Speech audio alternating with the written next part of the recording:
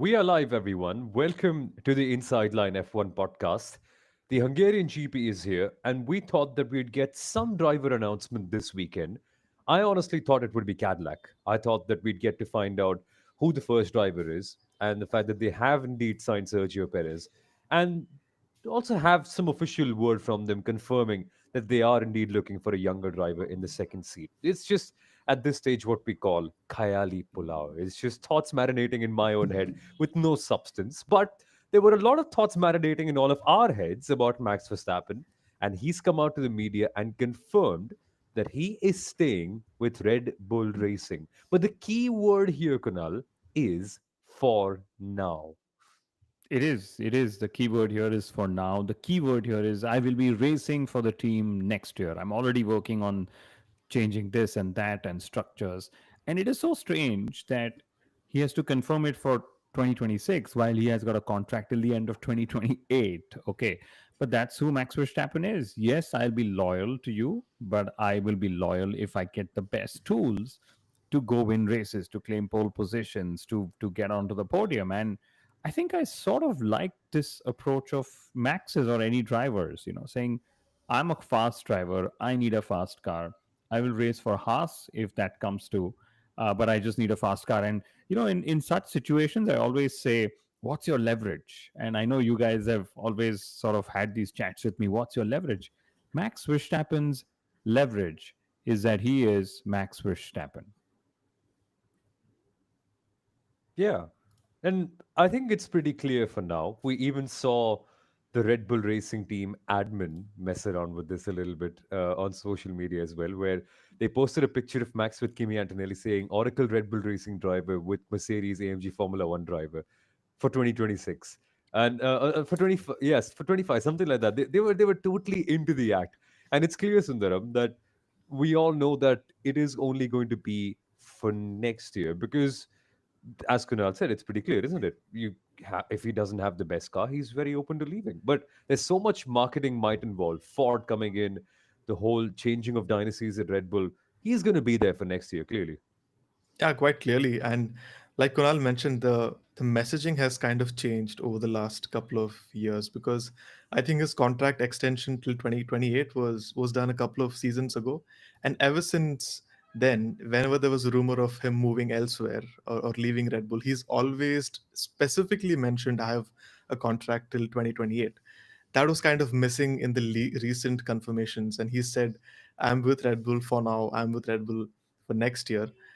And it's a smart move because not only is he giving himself time to see and assess if Red Bull can put together a good car and a good squad for next year, it also coincides with a lot of other contracts expiring. Lewis Hamilton has a contract, I think, till the end of 2026. And even if Ferrari doesn't put together a good car, there's a good chance he might want to step away. Fernando Alonso might want to step away. It depends what sort of contract that George Russell gets. If there is some sort of an option available for Max at Mercedes as well. So I think he's going to assess his options next year and he'll have quite a few open for 2027. So I think it's a very calculated and a very smart move. We've already got a first question coming in. Is it because of the contract clause, or does Max want to see performance next year before changing? Honestly, contracts don't matter, clauses don't matter. All that matters is performance. And would Red Bull want to hold on to Max if he wants to race for another team? That's also the question to ask, especially when there is so much speculation, so much interest in the talent, in the progress, in the legend of Max Verstappen. A couple of things that Max did confirm along with this is that maybe, just maybe, he did meet Toto Wolff in Sardinia. So all that social media craze that was going on about their yachts being parked together and Max's jet landing and so on were probable confirmations, which I think Max is doing great. He's confirmed for 2026. I'm with Red Bull, so the pressure's off Red Bull for the next 12 months. But he's also piled the pressure on at the same time by saying, "I'm meeting Max. I have a personal relationship with him. I'm holidaying with him, and if Red Bull doesn't give a fast car, he will jump like you guys were saying." But the question also is, maybe this is also an indirect confirmation that the Verstappen camp was involved in the sacking of Christian Horner in some ways, because there is there is a chronology of talks here. Christian Horner was sacked, now one race ago, and then they just were being respectful in Spa, not announcing it, making it very obvious, and then suddenly Verstappen lands up in the media pen on a Thursday and says, "Yeah, actually, I'm staying with the team next year." Very low key, just by the way, says it and leaves. Okay, so I get a feeling the games people are playing are very, very interesting. Toto Wolff is playing the game with George and Kimi. Max is playing the game with Christian Horner, Red Bull Racing, and Mercedes. Maybe Aston Martin in the mix, maybe McLaren in the mix, maybe Ferrari in the mix as well. Everyone wanting Max Verstappen. And the only game Kimi is playing is of honesty. He's coming up to the media and saying, "Guess what? I'm reverting to the old suspension." So I love the whole dynamics in the paddock that we are seeing in 2025. Yeah, what do people want to talk about? Some would just come unprompted and say that I'm staying with the team. The others will just talk about a new suspension. And it tells you where they're at very clearly. It's just where they are. And I'm now thinking, okay, now that Max is confirmed, can he give us some advice? Can he tell us something that we can learn? And he has said something that we can learn from. He has said, and I quote, "You can have a personal relationship with someone even if you don't have a working relationship with someone," which is, I think, a line I'm going to be quoting for a long, long time. And I'm going to say Max Verstappen said that, and that's perfect. Like, yeah, I can have a personal relationship with someone instead of having a work one.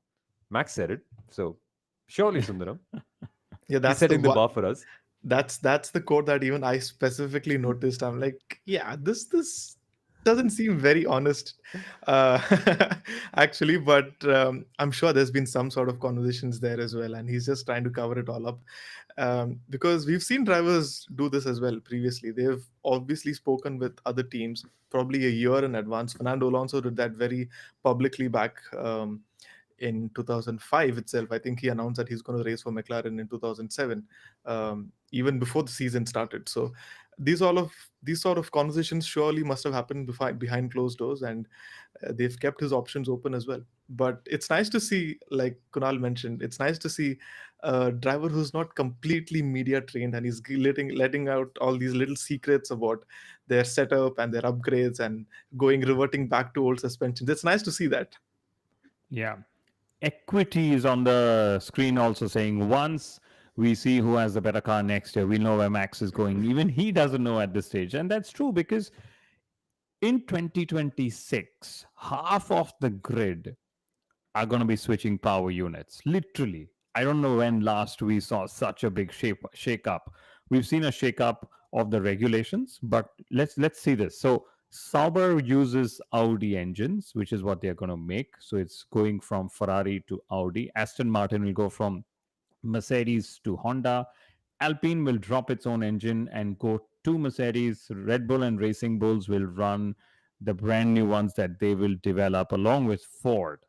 That's a lot of changes that's happening as well. But yeah, so while Red Bull and Mercedes are battling on Max Verstappen's services, the McLaren drivers are battling for the drivers' championship. Let's remember, and Soumil, I know you have a very interesting take on what happened at this race last year. Yeah, it is an anniversary. So let's celebrate it. It's not the most pleasant anniversary out there, but it definitely is one. It's the first anniversary of the first proper chapter of Oscar versus Lando. And look at how far we've come a year since then. A year ago, Lando Norris was just a one time race winner. Oscar Piastri wasn't a race winner at all. And McLaren were fighting for the race win. And then we had a duel to see which one of the McLaren drivers would be the alpha. And Lando tried to impose his will a bit. He lucked into a situation, well, or was rather put into a situation where he had the race lead.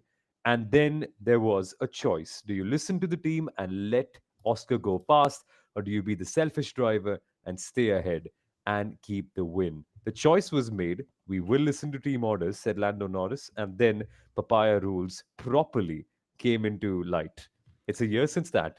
It's a year since that. And do you remember that exact radio message? I'm pretty sure you do, because you remember what happened in 1968 at the British Grand Prix on lap 13, if I was to ask you that, Soumil. But that time, Lando Norris's race engineer came onto the radio and saying, "You need your teammate to win a world championship. You need your teammate to win a world championship." I'm repeating myself. It's that same teammate who's taking that world championship away from Lando Norris. Niresh has sent a question. We'll talk about it in a bit, we will talk about that. It goes back to the Max Mercedes chapter, so we'll go back to that in a bit later. But that radio message should go down in history as one of the best radio messages exchanged, especially if Lando Norris wins the world championship this season. He looks closer than ever. Okay, and I'll also put it this way: I think the gap was down to single digits just two times this season, ever since Oscar's taken that lead.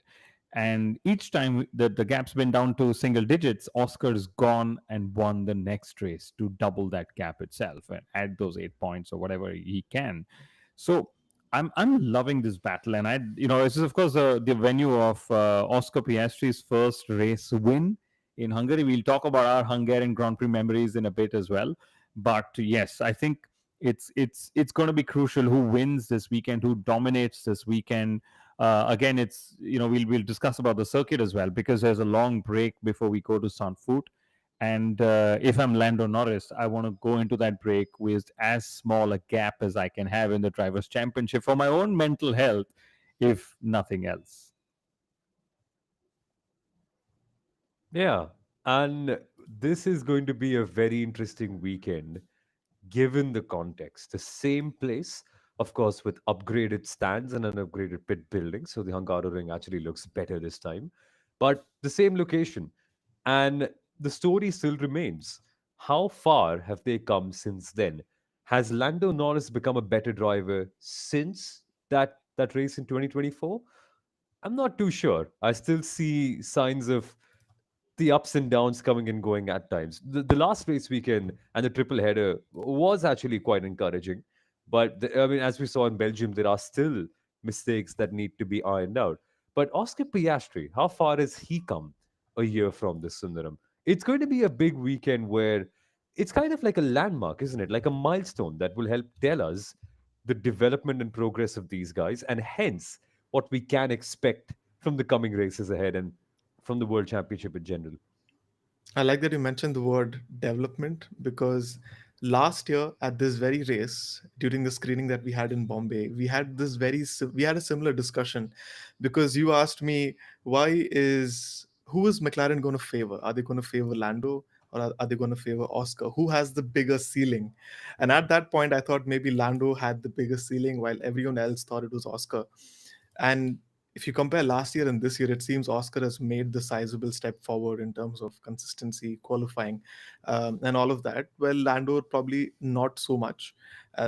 Big sizable difference probably also in terms of how McLaren operates as a unit, as a race or a front running team. But this definitely looks like a title battle that will go till the very end.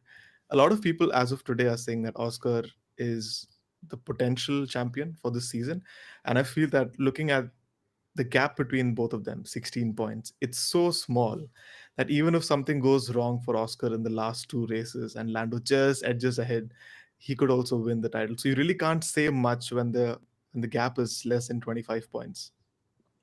I'm calling it now. Lando Norris is not going to win this weekend. Not going to win this Yeah. weekend. Okay, this No, weekend. and Oscar Piastri will seal the title with a couple of races to go. That's my Wow. feeling. That's See, a good call. That's a I'll tell bold you call. what. I'll tell you what. I'm only reacting to what you just said about Oscar, his ceiling, the progress, the sizable jump he's made, the mental calmness he's shown, and at Silverstone, when he gave that frustrated radio message that, if you guys also think it's unfair, let's swap and then fight for it, etc., was probably the only weak point. But it was not a weak point. It was just like, oh my God, what? Suddenly rule book, a new rule has been thrown at me for a safety car restart. So my feeling is, as the number of races remaining in this season become lesser and lesser, and if the points gap remains, Lando Norris's mental strength is going to be tested more than ever before. And there are, again, I hate saying this because I've worked a lot on my psychological well-being when I used to play sport. I worked with a lot of younger athletes as well across different sports on a lot of their psychological well-being. So I'm hoping that doesn't come to this.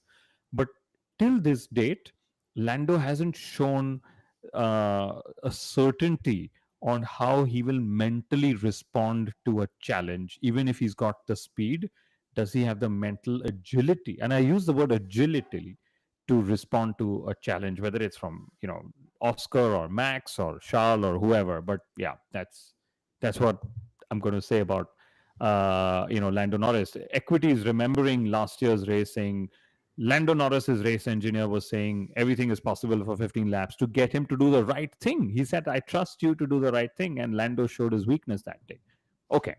Well, One, I think it's yeah. Go ahead. one Go one ahead. quick point on this. The fact is that if you see last year, Lando, and I always believe this, Lando was never in the position to win last year's driver's title because he was just so far away from Max, and it got completely quashed in Brazil 2024.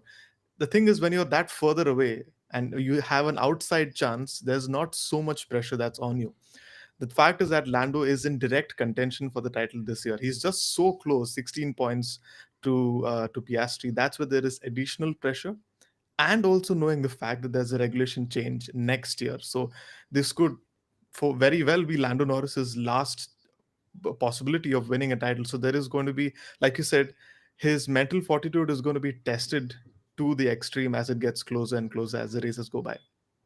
And also Oscar's pace, because Lando is still quick. We saw this in Belgium as well. He is still capable of taking a pole position when it counts, and you can't count him out. So even for Oscar, he's got to be on his toes. And I just think that it's great that we can come to a circuit like Hungary and test it out, because here qualifying is super important.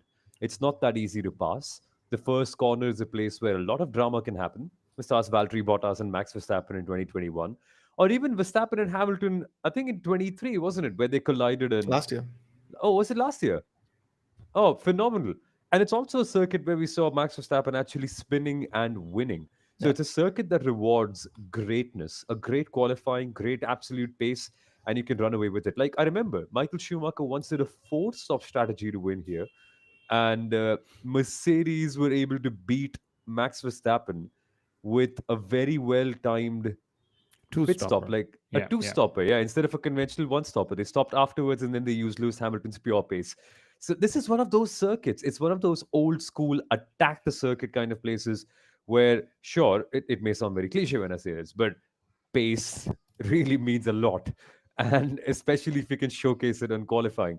So I'm very excited. I think Saturday is going to be a great day, especially given the fact that the weekend will marinate and we will see things change given the fact that we have a practice session. And if we do have a practice session, it also means that you can't count Max Verstappen out because he will get better over the weekend. I think it's going to be a great weekend overall.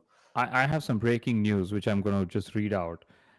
And Sundaram, you might want to just shut me off right now and not listen. But Fernando Alonso has been managing a muscular injury in his back since the Belgian Grand Prix. He continues with his treatment this morning. He has chosen to sit out of FP1. Drogovic will drive FP1 alongside Lance Stroll. A decision will then be made on Fernando Alonso's participation in FP2 and the remainder of the weekend in due course. So Oh there we boy. go.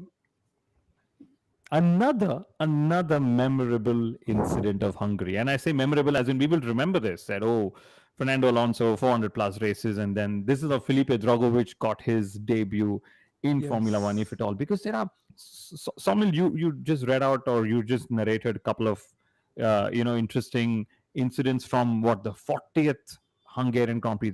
It's been here for 40 years.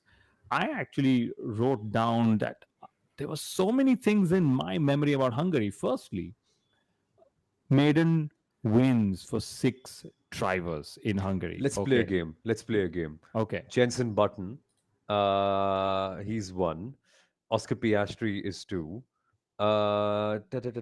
Maiden wins. Ocon is 3. Ocon. Oh, yeah, Esteban Ocon won here in 2021. Fernando Alonso is 4. 2003, yeah. Heikki Kovalainen is 5. 2008, yes, very true. And Damon Hill. Damon Hill is 1993. Ah. Yeah. Then there were also 2 World Championship crownings that have happened in Hungary. So 92, Nigel Mansell. And I think it was 2001 or 2002 with, I think it was 2001, Michael Schumacher. Okay. Did Mansell win so early? That's crazy. No, but back then, Hungary was like second half of the season with 2-3 races to go, 16 race calendar. Imagine if this was a 16 race calendar, we are already on race 14, Soumil. Okay. But there was also one more thing. I think first pole positions for George Russell and Max Verstappen. So that was that. Then what else do we have?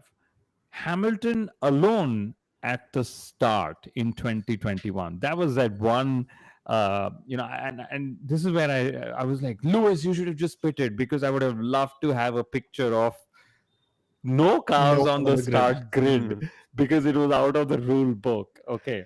Then when we talk of sporting memories as well, I think it was Michael Schumacher squeezing Rubens Barrichello very close to the wall one of the years. He was in Mercedes. I remember that. Then in 2009, there was a timing equipment malfunction. Fernando Alonso was walking around asking everyone their time, and then he just said, "Hey, I'm on pole." And if there was a malfunction, okay, how did he just announce himself on pole position? Of course, there were controls in check to make sure it wasn't just him. For the Verstappens, this was again a nightmare. I think it was Jos, it was Jos in 94, or was it 93, when his car caught fire during a refueling pit stop. Wasn't it Hockenheim? No, it was Hungary. Yeah. No? Yeah. I thought it was Hockenheim for the longest time. Nilesh is here, Sadhana is here, Dev Priya is here. Lots of people will come to you all. Then, of course, Max Verstappen, he crashed on the way to the grid. Red Bull mechanics fixed the car in... That was one of my favorite moments. Yeah, it was in less than 20 minutes. Sadhana is saying, when did you guys start day podcasts? Well, we actually missed 2 night sessions. So he said, we've got to go in the day this time and just take 30 minutes off, out of which we were already 22 minutes in. But okay. Then there was Hamilton Alonso in qualifying in 2007. I was hoping you would not mention that. Yeah. But okay. No, but that defines Alonso's legacy in Formula One. Then there was this one incident. I think it was 2019. Hamilton was chasing Sebastian Vettel.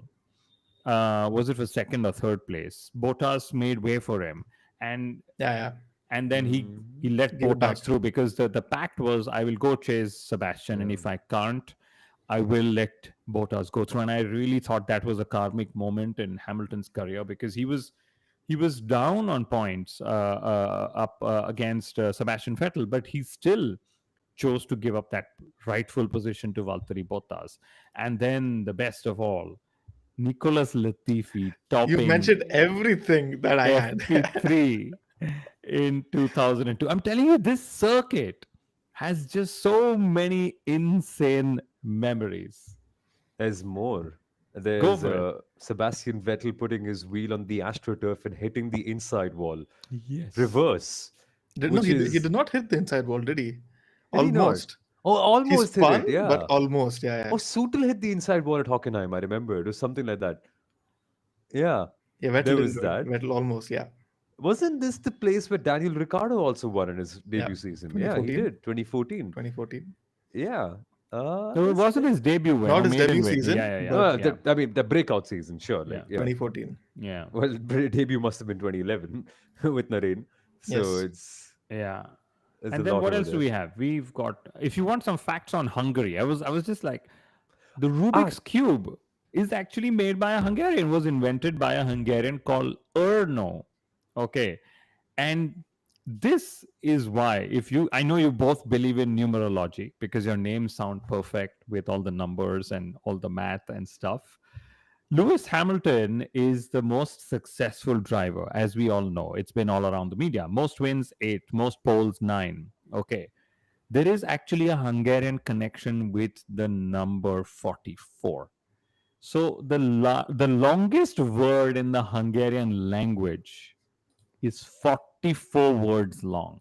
So there was always a connection there. So do you Very think he's interesting. going to be on the podium this weekend? That's the big question before I throw another stat out there. So Fianshu is saying, do you all agree Hungaroring is Monaco without the walls? It's the second time he's posted that. Yes, it is called Yes. Monaco without the walls. We'll get to that. But Sundaram asked a question. Do you think he's going to make it to the podium? Will he be the first?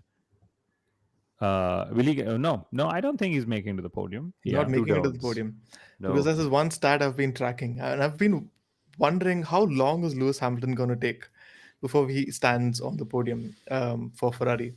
It's been 13 races done, and on the list of drivers who've raced for Ferrari and never taken a podium, he's very close to the summit, which is actually 15.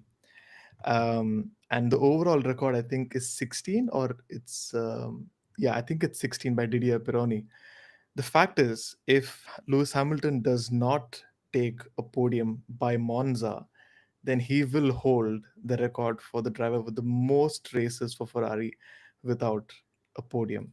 Oof. It's 19 for Didier Pironi, 19. So there's a little bit of for that as well. But if he doesn't take a podium by Monza, he will still be the driver who's done the most races without a podium. And by the time he takes a podium, he will be second on that list. So not the kind of stat Lewis Hamilton would have. None of us would have imagined would be associated with him after all the aura farming they did at the start of the season. Yeah, He's gonna pass Luca Badoer. He probably already has, Luca Badoer was never on the list. wasn't he? But he He's should. never had a podium. He's never had a That's what. podium, but That's he's done what. fewer races. No, but He's dude, done fewer than 13. if he can beat the impact of Luca Badoer, like just what he stood He for. already No, has. he He already already has. has. But these you guys are crazy. Although I do want to talk a little bit about the battle for P6 and what's going on over there, and in fact how the heat could in fact change things a lot. I just have to acknowledge the madness that you guys are doing. Christian Horner's, yeah, that comment I'm not going to read out, but fair play, buddy. You do know your game, my friend. That is that is a Well, let's crazy read it comment. out, Christian Horner. Well, The paddock has moved on so I fast. no, but that comment, I don't know if we should be saying it, but it is crazy. I Mad can't see respect. it. I can't You see can't it. see it. Uh, There we should go. we? I just put it. 2023 Hungary was Christian Horner's maiden inappropriate text message. You crazy. This is some stat which I cannot put up, but okay. That's some stat. But why, Lovely, dude. why don't we talk about the circuit? Because the circuit itself is fantastic. Or Soumil, you said you wanted to talk about the battle for P6. Well, yes, circuit and P6. On the circuit, very quickly, there's a water park that overlooks the middle sector. And this was the first ever Formula One race to be held behind the Iron Curtain. So, in the eastern world of the Cold War. So, very cool start. Somehow, Bernie Eccleston got a Formula One race here as well. So, let's not forget how important Bernie was and how crucial that time was for Formula One. And Bernie got a race on the eastern side of the Iron Curtain. Just think about what it all means, given everything that happened in the world. Bernie was a madman. So thank you, Bernie, for this race. And it's never stopped from hosting a race, not even Yeah. intermittently. So it's been 39 races in a row, and it's going for its 40th one. And like you mentioned, we have a brand new pit building, a brand new main grandstand, which are all mandates for Hungary having that contract extension till 2032. And I'm so happy this circuit, which is very technical, very challenging, a track where you'll see a lot of DRS games happening as well, because we have two DRS zones, but just one detection point. So keep an eye out for that. What happens from the last sector all the way down to almost sector 2. It's going to be fun in all ways, and temperature is going to be something which everyone keeps an eye on. It can get hot, which then your focus will shift automatically towards Mercedes. But the fact is that there is some level of cloud cover and some level of rain that's expected before the race. So anything's possible. Yes. Nilesh is just added to our memories from Hungary segment. He's saying Felipe Yeah. Massa's accident with the spring Yeah. growing through his helmet was also in Hungary. Yes, that was, I think, the 2009 qualifying session that I spoke of, where the timing equipment Yeah. malfunction was pretty much the same time. And just to add, so what's the weather forecast looking like? It's not as hot on Sunday, but it is definitely warm on Saturday, about 28 degrees air temperature that can go. Sunday, there is a 40% chance of rain. Dear FIA, we know you're listening. Please do not wait till there is a completely dry line appearing on track for you to resume the race this weekend. Please give us something in the wet as well. But should we just talk about the circuit? Because I absolutely love one thing about this circuit is that in a 4.38 kilometer length, they managed to squeeze in 14 corners. Okay.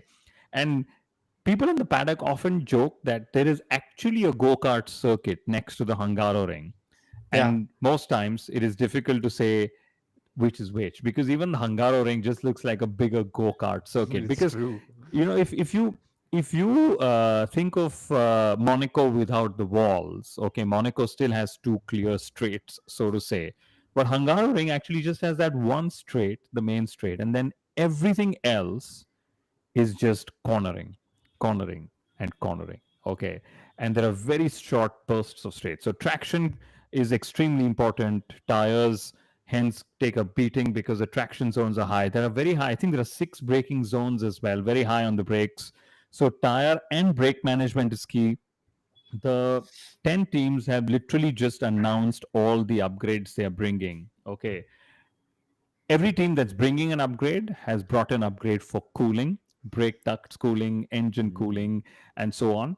And this is where I think I love how different circuits are posing different engineering challenges. So while Spa was all about finding a balance between the slow speed, the medium speed, and the high speed, here it's about finding balance between cooling, reliability, and performance. So a lot of your performance you give away could be because you need to cool the car a lot more. So we've gone from the fastest roller coaster circuit to now a circuit that's, yes, Monaco without the walls. By the way, I love Nilesh's comment. Formula One is becoming like cricket. If it rains, no race till it dries. Well, well, how have we gotten here? A big part of the reason why we all love Formula One so much is the fact that it can go on in any weather. It doesn't matter. We don't care if it's raining. That's why I love football so much.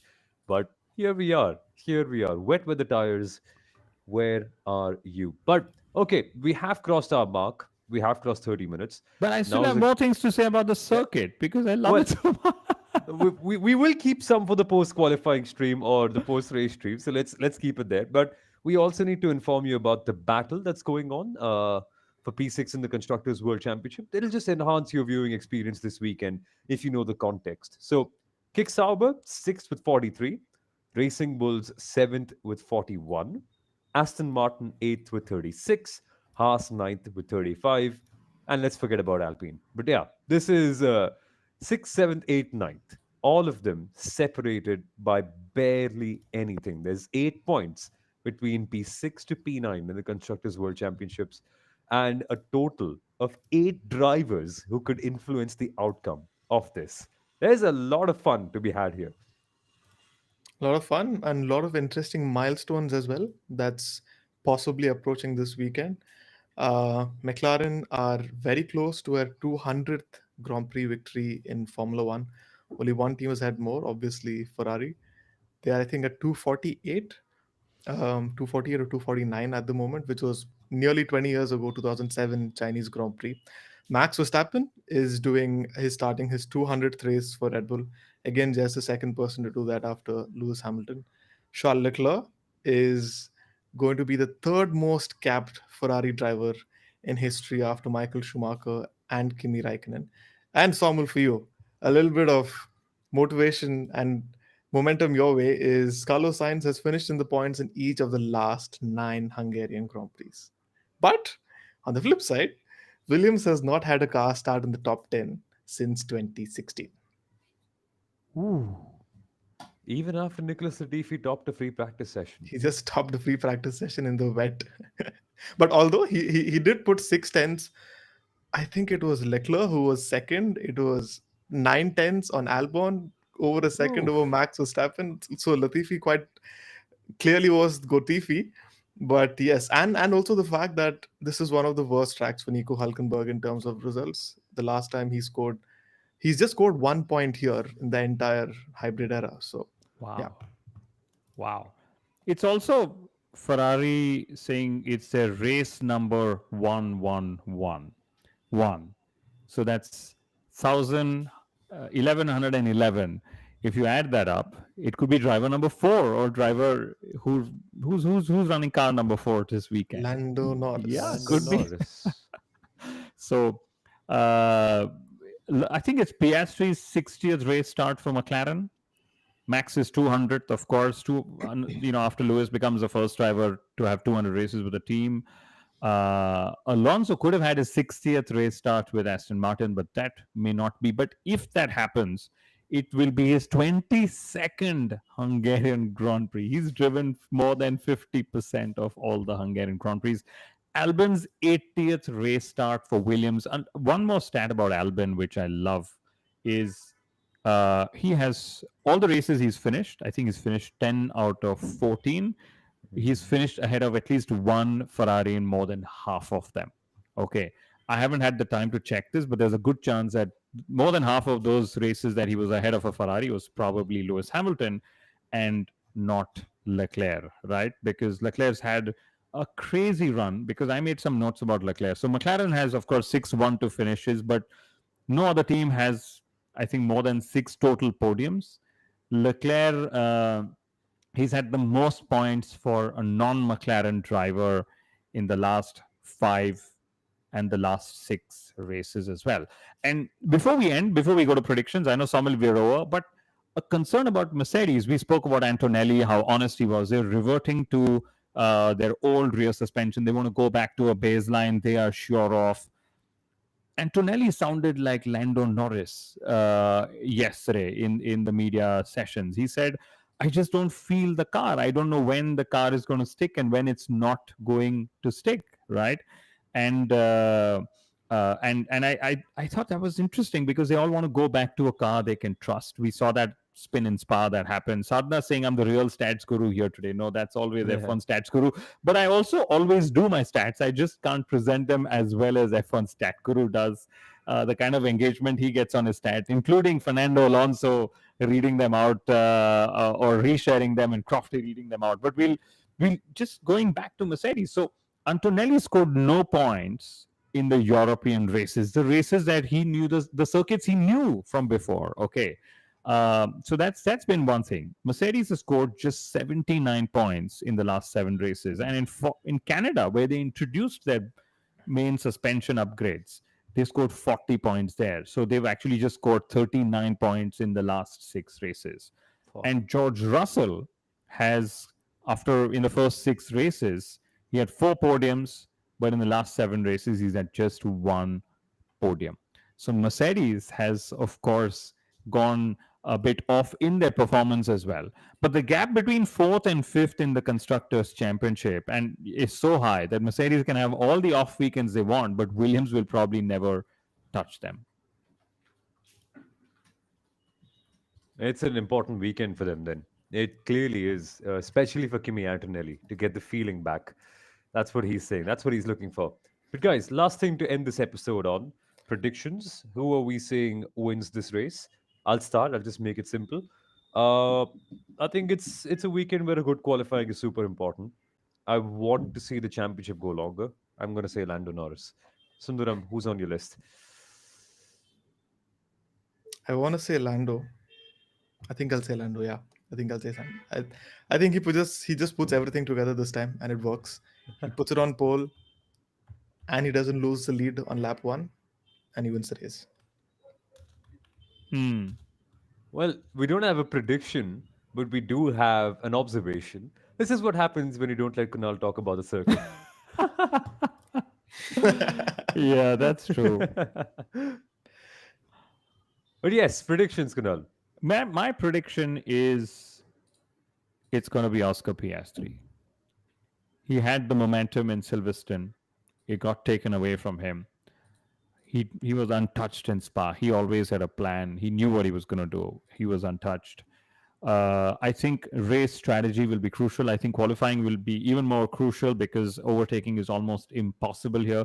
Three different drivers have claimed last three poles in Hungaroring. 2024 was Lando, 23 was Lewis with Mercedes, 22 was George Russell. Red Bull Racing's last pole here was 2019, and Ferrari's last pole here was 2017. Okay. Uttara is saying Oscar Piastri. Depriya is saying Max for pole, Oscar for the win. Fianshu saying Charles for pole, Oscar for the win. Lovely to hear everyone's comments. I get a feeling it's going to be Oscar throughout because that momentum is there. He will want to, go into that summer break, hammering home even more the point that this is not the Lando Norris era that Zach Brown was talking of.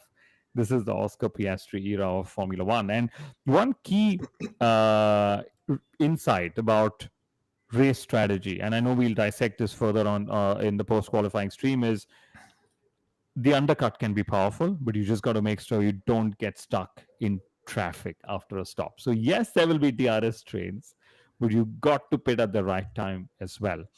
And yeah, that's the long and short of my But do you think predictions. You Piastri's guys on need pole? to just let me speak about the circuit more then. But do you think Piastri's on pole? Is he doing a pole to win? I think it'll have to be a pole to win. I think I would put it this way. I don't think anyone's going to challenge the McLaren drivers for pole. Maybe the Ferrari drivers will be closer given Monaco without the walls will happen and so on. Maybe the Lewis factor, maybe the fact that the Hungarian language has the longest word, which is 44 words and all that we spoke of. I think so. But you remember last year the Red Bulls just struggled. So that will also be good to see. Has Red Bull made progress on their package to not struggle? Because Max was furious with GP of all the people. Guys, I'm scared. I'm in the middle of a work day and I've kept my phone away. I don't know if my boss has sent me a message or not, but I'm getting slightly anxious and we're well above our recording time. So Let's end. I think we should Let's end. end, But let's you end. have one piece of trivia, Sundaram, that you mentioned that you want to say. Are you sure you want me to go for it, or Just go for it, and we'll call it a day at the end of that. But I'm really getting worried now. okay? So I won't take much time. So a little bit of an observation from Belgium, which I don't think anyone's spoken about. The commentators have not spoken about, probably because they knew about it. But did you notice a different procedural change that happened in the Belgium Grand Prix weekend? I'm sure Kunal must know.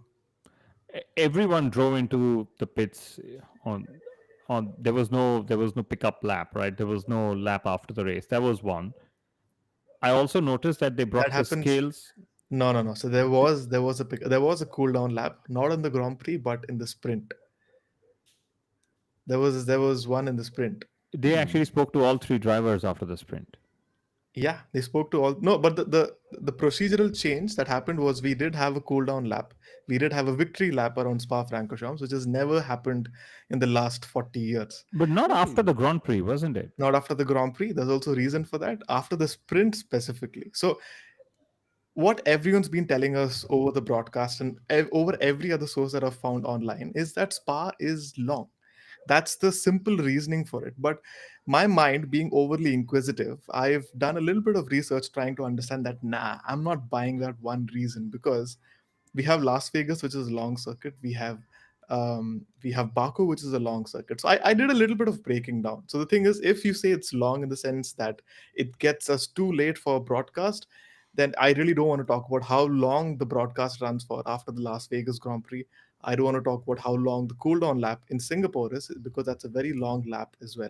Similarly, if you want to say that the fuel limit that these cars have, it kind of overshoots or it goes over the limit at Spa. If you do the math, Las Vegas and Singapore and a few other circuits have a longer race distance. So it doesn't really relate to broadcast time being lengthened or extended, or it isn't the fact that they have a very limited amount of fuel.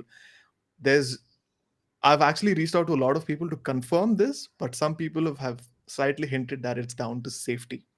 And I'll tell you why. If you actually notice, in Belgium 2023, we had a sprint there as well, but there was no cooldown lap there. Why was there a difference? The thing is, if your event is the last session of the day, there's a very high possibility that people will get on the track. People will invade the track. So this time's Belgian Grand Prix, the sprint was the first session of the day. There was obviously the other categories, and the Grand Prix was later on in the day.